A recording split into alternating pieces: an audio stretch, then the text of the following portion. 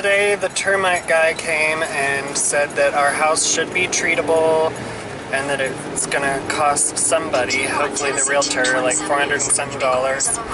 And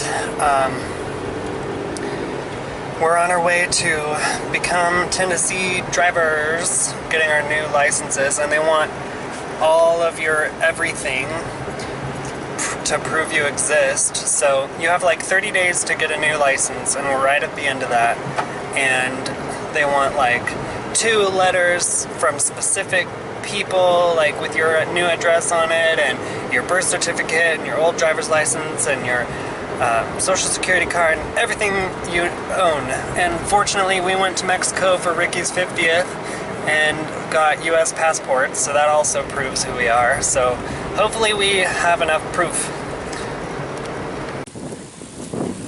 Well, last minute we decided to not do the boxes, just in case we don't have any boxes. We went to get groceries and found these kiddie pools, 43 inches around, for $8. So we got 3 of them because I can reuse them forever. Last night we were crunching the numbers on how much we've spent, and we've spent a lot of money getting this set up. And not for lack of trying to save money, but we've spent over $10,000 and we haven't even got our animals yet.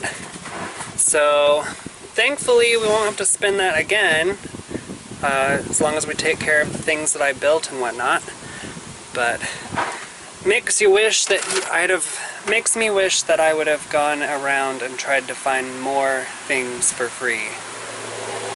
Not a lot has been going on here on the homestead. We're just waiting on the chickens, and we've been shopping for goats and rabbits and things to fill all of the pens that I've built. So far, my little solar dryer that I made, it's been a few days and it's all dried out. Yesterday, Ricky and I tried a piece, and it tastes like a nectarine, but sweeter and tartar now that it's dried out. But I'm just giving it one more day to dry out since we had those rains. And the rains, they made my entire fence lean. All the plants perked back up. The Japanese beetle traps, they when we first put them up, the entire orchard smelled like perfume, but now you have to get right up by the trap to smell it, so I may have to put out new traps. I don't know, I guess it washed it down in there, but I've been finding Japanese beetles on my plants, just not as many. I found 1 yesterday and I found 3 this morning, and I got 2 of them. That's all that's going on, just waiting on the critters, picking out new critters. So I've just been walking around seeing if I can identify plants on the property. And I think that looks an awful lot like a grapevine growing through this mimosa tree. And it has taken it over. We'll see if it puts on any fruit. Also, over here, I think I found either raspberries or blackberries. Some are big, some are small. They are blackberries. Yay! That's a lot of blackberries. And they are not the thornless variety. But I mean, goodness, the fruit on these things, there's so much. So I'm gonna have to come by here and check on these and try to get them before the bugs and the birds do. So the blackberry patch is all the way over there. And there are a lot over there. But just walking down this path that I've made, they're everywhere. There's no fruit on some of these because they're young, but they are just everywhere in this whole field. So I don't know what to do. If this turns into a blackberry field, that's too many berries, man. I walked all the way to the other corner of the field, saw blackberries the whole way. I guess the rain washes the seeds down the hill here, but there's even some back down here in the woods. During my tour where I took the mower along that path, I didn't take it down here because of all these branches and whatnot, trees. So you guys didn't get to see this, but this is like the second forest in my property. I'm not sure what kind of plant this is, but it has pretty little flowers.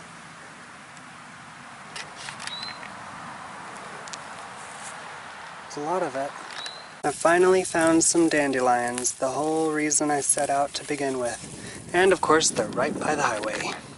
Always wear full body armor whenever you're picking blackberries or killing Japanese beetles on the batter.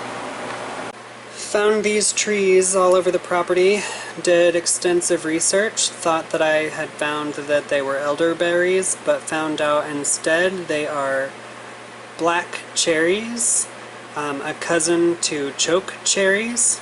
So they are very tart, and the leaves, stems, and seeds contain something that when digested turn it into cyanide, which can kill you.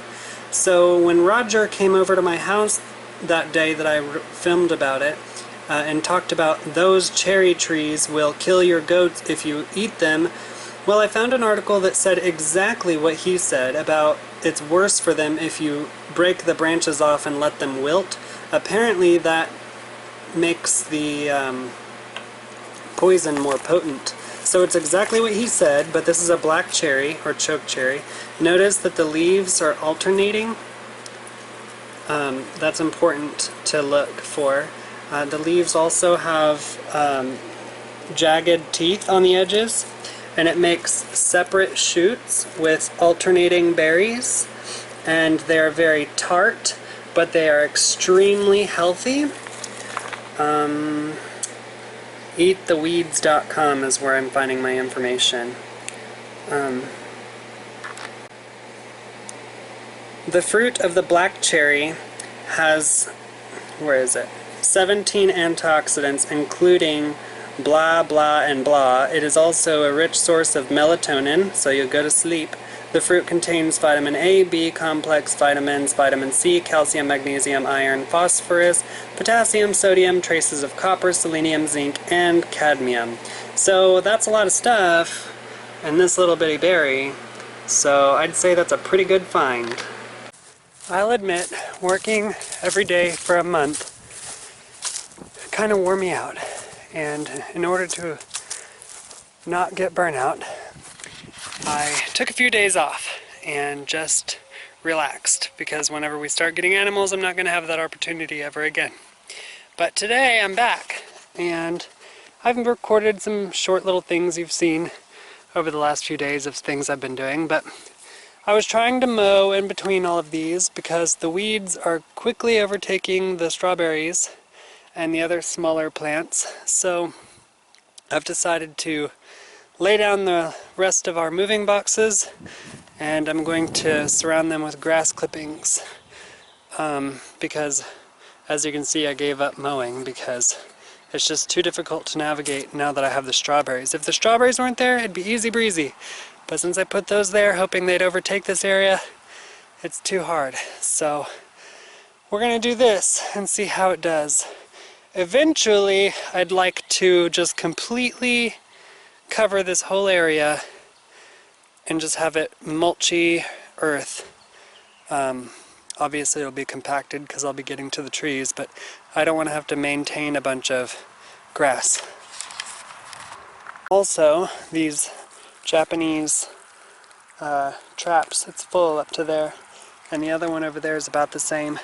And since I discovered that that entire field is blackberries, you can't see it because it's on a shorter pole. I put one over there to protect the blackberries, somewhere in that area. This is taking so much time, as did those. I'm mulching them up really thickly because grass clippings are a temporary mulch. They break down really quickly. They heat up while they break down, and they basically turn to ash. They add nitrogen and things to the soil, but if you don't mind a little bit of extra labor, they're good for a quick fix. But I'll have to redo this if I choose to use grass clippings again. Now I do have 30 bales of straw in the barn, but I don't have any animals yet. I don't know how much that they're going to use. I'm saving that for them. This is my first year, so I don't know how much of what everybody's going to take. So right now I'm just going to stick to grass clippings. A little bit more work, but at least they're covered.